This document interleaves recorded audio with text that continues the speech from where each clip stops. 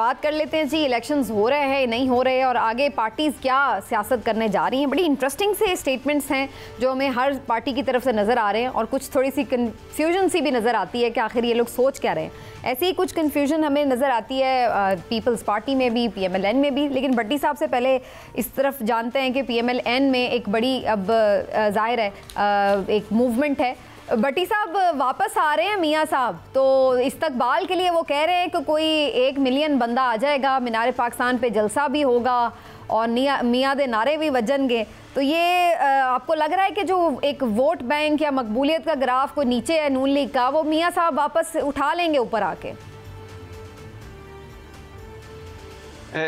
इससे पहले कि मैं आपको वो कॉफ़ी का कप दिखाऊं जिस पे एक तरफ मियां मोहम्मद नवाज शरीफ साहब की खूबसूरत तस्वीर है और दूसरी तरफ मियां नारे वजनगे जो मरियम नवाज साहब, हाँ जी ले लिया है, जो मरियम नवाज साहब ने लॉन्च किया था।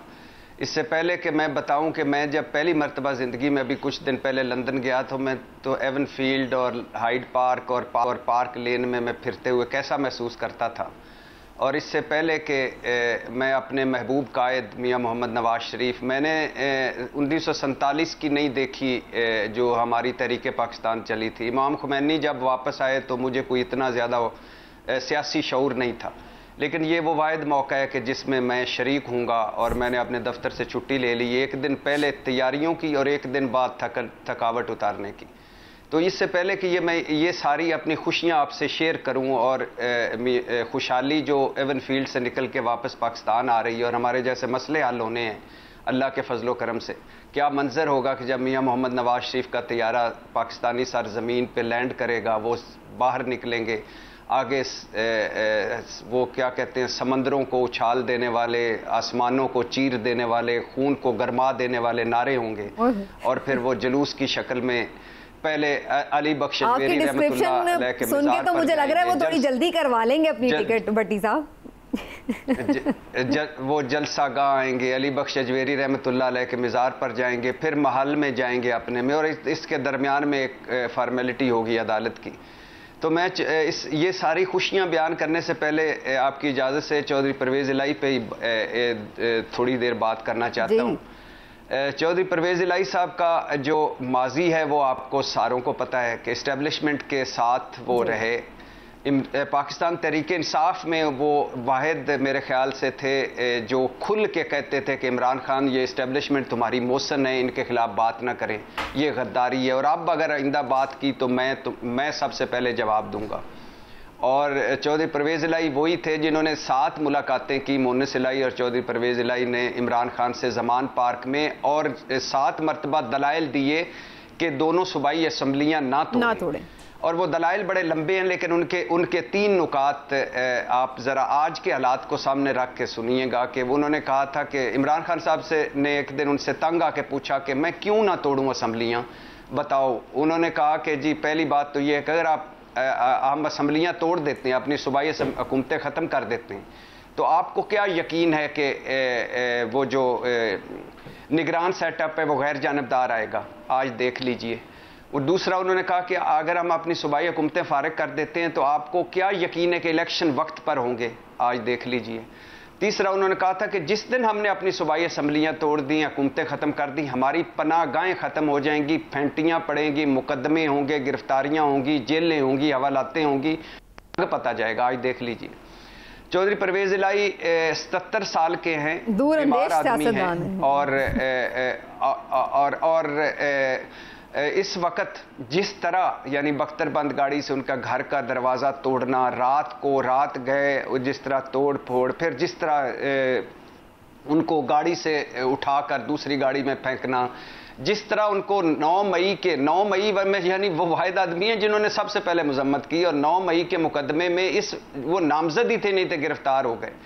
और मज़े की बात है कि ये लाहौर जो ग्रीन और ब्राउन वाला है, ये इस पे मैंने कोई 80% की है कि ये हुआ क्या। ये बुज़दार साहब के दौर में ये मंसूबा बना, उनके दौर में इश्तिहार छपे, उनके दौर में कंसल्टेंट हायर हुए, उनके दौर में बेसिक काम हुआ, और फिर हमजा शहबाज आए, उन्होंने जो तब्दीलियां की वो बाद में आके काफ लीग में ये जो चौधरी परवेज अली हुकूमत में वो हमजा शहबाज की तब्दीलियां खत्म की गई और इसे लाहौर हाई कोर्ट खत्म कर चुका है ये मुकदमे को। लेकिन मैं इस करप्शन मामलात गुजरात वाले में, ब्राउन ग्रीन में मैं नहीं जाना चाहता, वो अदालतों का मामला है। मगर बात यह है कि 77 साल चौधरी परवेज इलाही के कुछ अपने हकूक भी हैं, कुछ उनकी एक पस मंज़र भी है, कुछ की मौजूदा सूरत हाल भी है, तो उस पर भी गौर होना चाहिए। बाकी जिसने, मैं तो कहता हूं 9 मई में किसी एक मुजरम को भी नहीं बचना चाहिए और किसी एक बेगुनाह को भी सजा नहीं होनी चाहिए, और जिसने इस मुल्क को लूटा है उसको एक पैसा भी वापस, एक पैसा वापस आना चाहिए।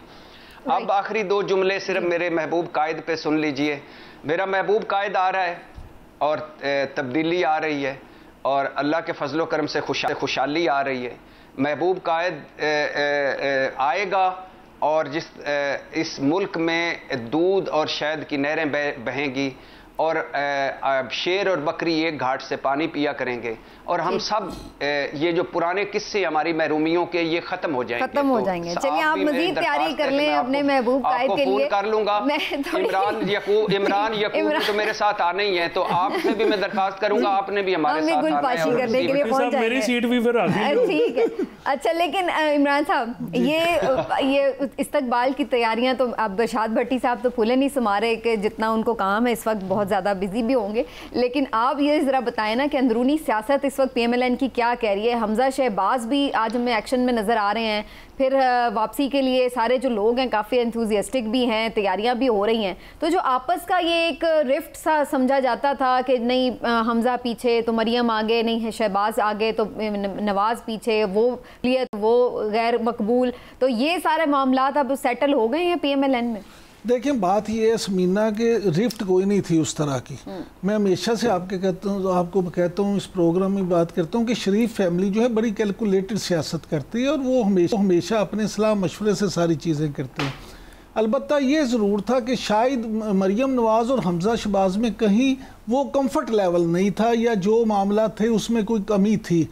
उस पे जो मुस्लिम लीग नून के कायद हैं और हमारे भट्टी साहब के महबूब कायद हैं, उन्होंने जब ये सारे मामला देखे और क्योंकि अब उन्होंने वापस भी आना था तो उन्होंने इस पे खुद एक्शन लिया और उन्होंने खुद हमजा शहबाज को इस बात पे कायल किया कि जो है आप पूरी तरह से एक्टिव हों, और मरियम नवाज़ साहिबा को भी ये कहा कि आप दोनों ने मिल के ये मामला चलाने हैं। और देखें सियासत को अगर आप देखें तो ये मरियम नवाज़ और हमजा शहबाज का जो है एक लिथल कम्बिनेशन बनता है। अगर ये दोनों मिल के मुस्लिम लीग नून की बागडोर संभालते हैं तो ये वाकई ही मुस्लिम लीग नून जो है उसके जो वोटर और सपोर्टर को मोबिलाइज कर सकते हैं, क्योंकि मुस्लिम लीग नून में हमजा शहबाज वो वाहिद शख्सियत हैं जिनका अपने कारकुन के साथ अटक से लेके सादकाबाद तक राब्ता है। मरियम नवाज़ जो हैं उनका फेस हो सकती हैं, मरियम नवाज़ क्राउड पुलर हो सकती हैं, लेकिन कारकुन की सतह पे उनका वो राब्ता नहीं, उनकी वो पेनिट्रेशन नहीं है।